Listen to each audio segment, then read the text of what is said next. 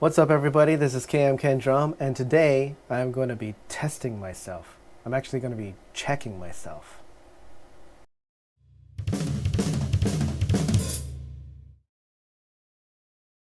So, I want to give a little bit of context. A couple of months ago, I tried recording to a karaoke version of a song, and I was having a really hard time trying to stay on beat. And I was just, for the life of me, I couldn't understand it. It was just like a little bit off. I think I even finished the cover with it just being off because I couldn't really figure it out. Afterwards, I took the track and I had the drum only version, right, or where there's just drums. What I did was I threw that into Logic and I made a tempo map. And basically what happened was when I went through the song, I don't remember what song it was. I don't remember what tempo it was. So I'm just going to give an example. For example, if it started at 120, somewhere down the line, it would go to like 118, and then it would drop to 112, and then it would go back up to 116, and it was just kind of fluctuating all over the place. And I was like, oh wow, I guess that's why I couldn't, stick to the beat. And I know there's an example of that comes to mind really quickly is Baba O'Reilly by The Who and Keith Moon. The guitars start, it's a long guitar, or I think it's actually keyboards, some sort of like synth. That super famous intro goes on forever. And then when the drums actually come in and Keith goes into his groove, you could tell right away it starts pretty fast and then it slows down dramatically. So I know there's marquee drummers like Keith Moon, that's what happens. The tempo just kind of goes up and down. Just because you don't have perfect time doesn't mean the song is imperfect. Sometimes, in my opinion, actually, it makes the song better because there's a human feeling where it should be at all times, and you're not being a slave to one specific time. Anyway, that's the way that I think. Nowadays with digital recordings and whatnot, it's a lot easier to edit tracks and edit songs when it's to one tempo. But as far as the music goes, sometimes it's better when it kind of fluctuates. Not too much, but just enough to make the song feel more human and less machine. Anyways, I digress. So what I'm going to do today is I'm going to check myself. I'm going to actually open up Logic right now. Let's see, there we go. Here's Logic. While that opens up, I'll explain that what I'm going to do is I'm going to take one of my songs that I recorded a long time ago in a band called Freaks. So it's one of my babies. Me and a guy you might know because of through my channel and whatnot, Joey Gabbro, J Gabs from Audio Epidemic. We basically started Freaks back in 1998, I want to say, and I played with them till about 2001, which that's 4 years, and back then that was a long time. Now I look back and 4 years goes by in a flash, but when I was in my early 20s, to commit to anything for that long was quite the achievement. So we were recording, we were playing awesome shows, we were, for a local Los Angeles band, pretty popular. Yeah, that was kind of like the heyday of, we were playing every day, whether it was rehearsing or writing songs or recording or gigging. We were playing all the time. So, it was like second nature. And back then, you're young and you have a lot of hubris and bravado. You think your time is just perfect. We didn't record. We recorded this. We recorded a 5-song EP. And then we recorded a full-length album at Westbeach Recorders, which I don't even know if it still exists. But from what I was told, that's where Pink Floyd recorded a lot of their tracks for Dark Side of the Moon. Now I think it was called something different, but the location is the same and the studio is the same. It's just under a different name. But yeah, it's in Hollywood. It's on Sunset Boulevard. It's a fancy studio, and yeah, it was quite the experience. It was pretty awesome. But we didn't use a click track.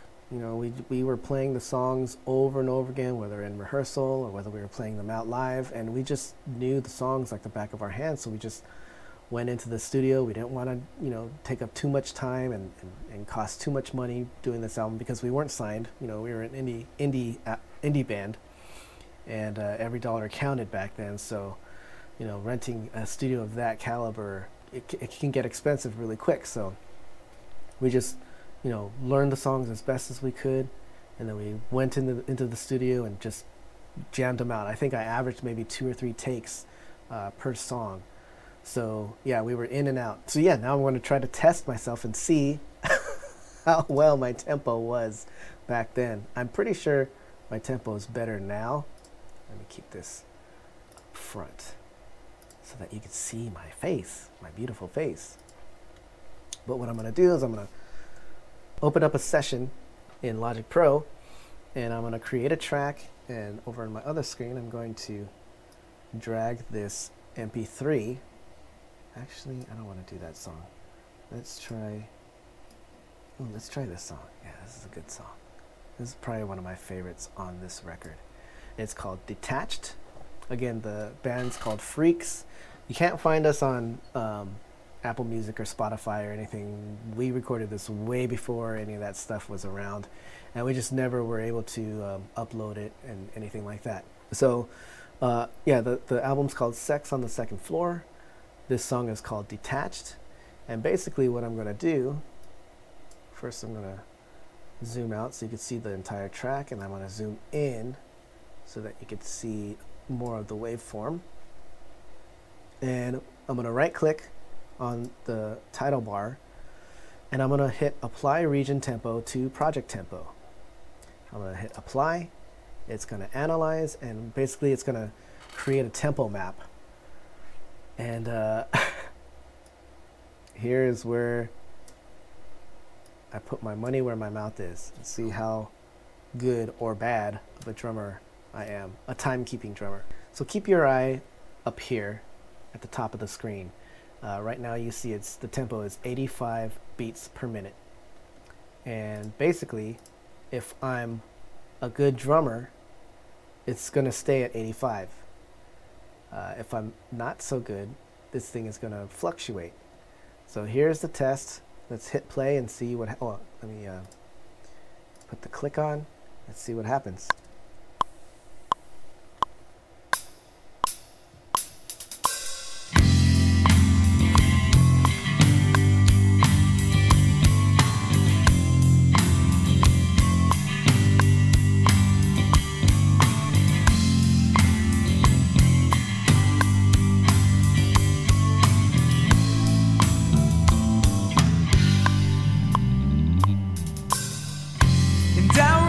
Okay, so that was the intro of the song, and you can see right away it went from 85 to, I think it was what, 89, 88, 89, 88.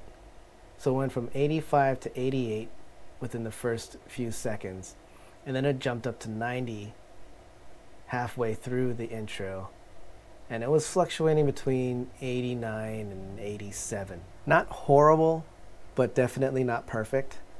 Let's go on to the first verse. I want to give credit to my singer back then. His name was George Cunnington. Just such an amazing talent. He passed away last year. My buddy Joey Gabra, who again you might know from Audio Epidemic, him and I did a video to commemorate him. I'll put a link up there. Me and Joey played guitars and did backup vocals. It was George on lead vocals. My friend Mike Bedrosian, who you've probably seen on a couple of my collab videos, him playing guitar. He was our rhythm guitar player. And Zare, Z Agajanian, played bass, excuse me. That rounded out Freaks. Let's go to the second verse, or the first verse. And I remember when you were not around. I thought I had everything figured out. Never letting my feet hit the ground. Those moments we shared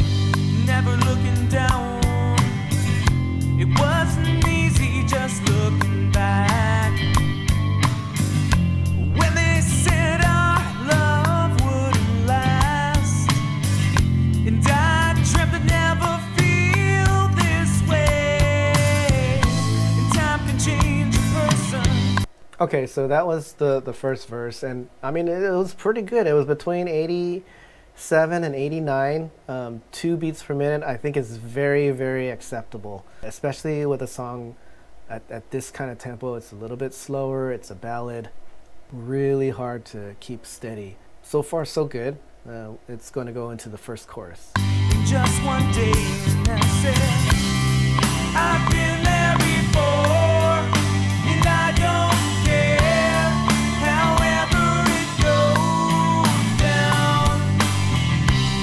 'Cause I've been there before, and I don't care, however it goes down. Again, pretty consistent. Would I like to see a straight 85 all the way or a straight 88 all the way? It's so hard to tell because I just wonder if we went back and re-recorded this song and played to a click, how different it would sound. Would it sound more mechanical and digital, or would it sound less organic? I don't know. It's really hard to tell. I think with a fluctuation of 1 or 2 beats per minute, I don't think it matters that much. So to me, I feel like it might be better to record to a click track just because it won't change the organic feel of the song, but it will make editing the song in post a lot easier.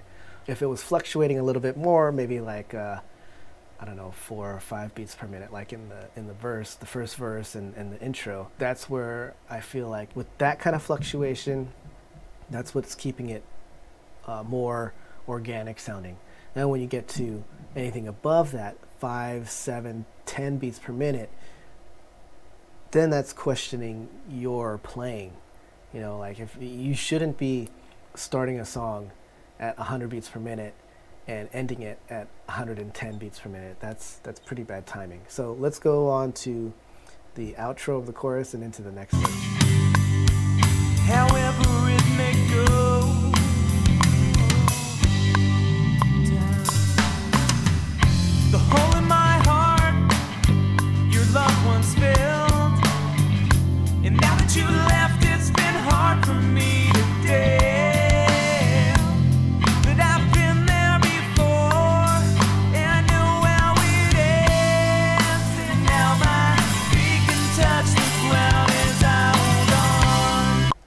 Okay, so that was the second verse. There's a little bit more fluctuation. I think the highest was 89 and the lowest was 85, but it was 89 for a split second and 85 for a split second. So it was still between 86 and 88, which is 2 beats per minute. So I think it's still passable. It's still acceptable.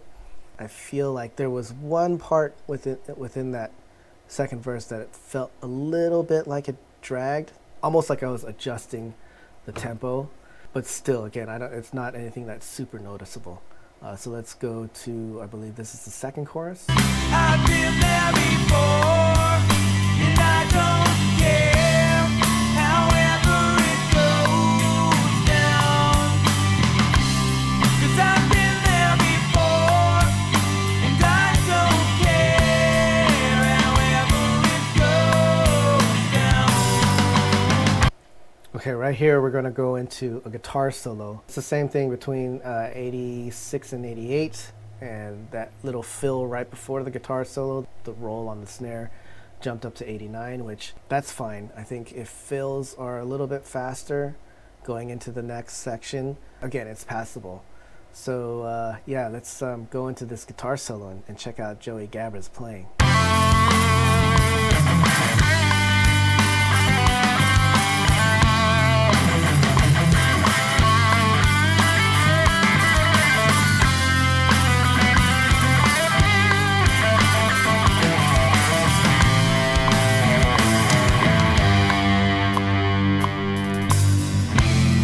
So yeah, that was great. I mean, it was consistently 89, pretty much the whole solo. You could feel that solo in the way that Joey just bounces around the neck, and it's just he's an amazing guitar player. Just whatever the song needs, he does it in a way that is classy, but also like just amazing.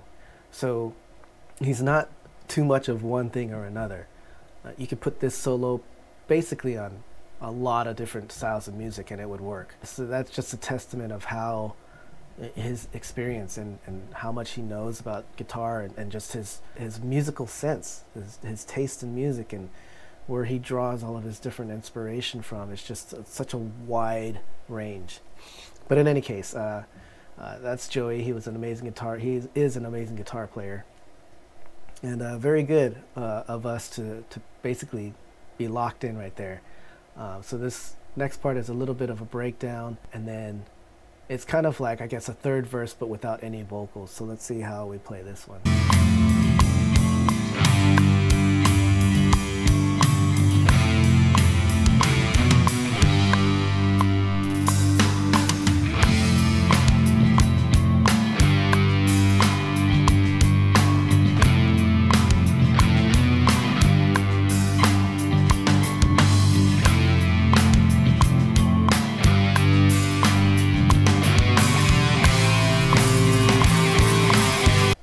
Okay, so yeah, between 89 and 87, again, it's very consistent the whole way through. I'm actually kind of happy. I've never done this before. I've never tested myself and, tried to do what I'm doing now. I didn't know what to expect. I was a little bit nervous.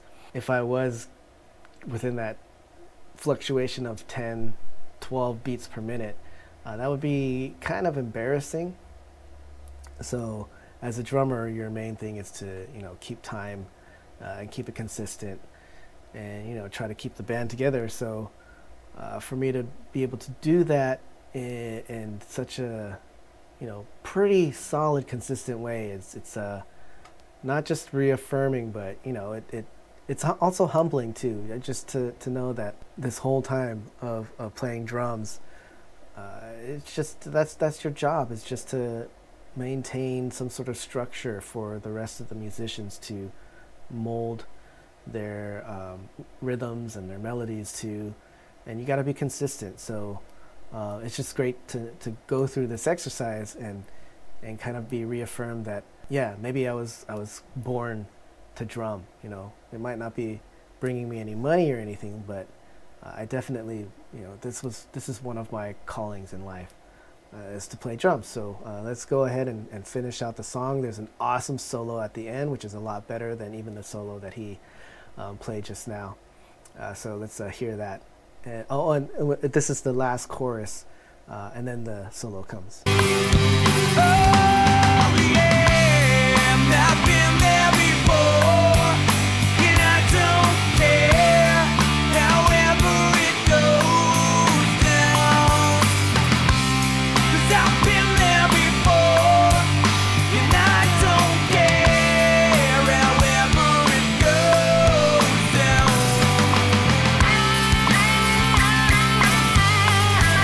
However it may go, should be full and lead to the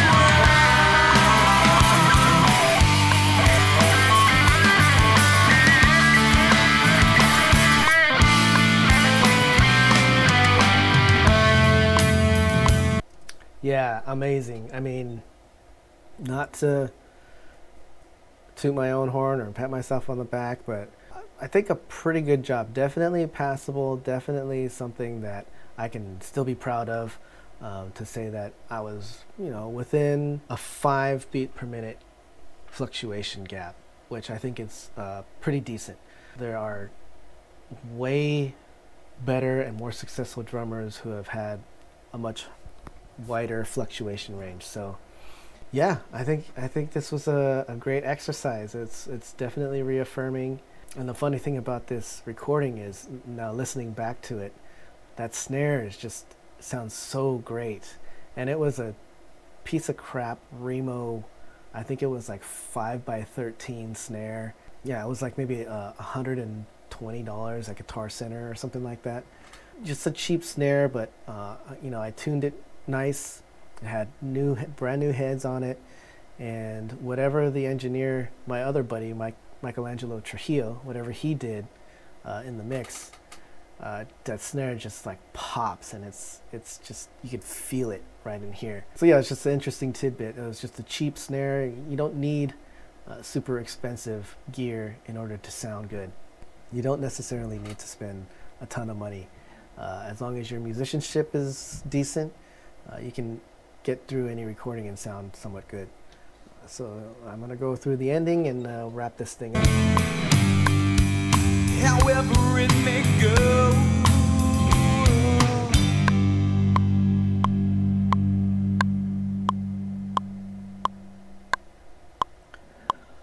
all right, so yeah, the lowest tempo was 85, the highest was 91, I believe. So, you know, that's 6 beats per minute.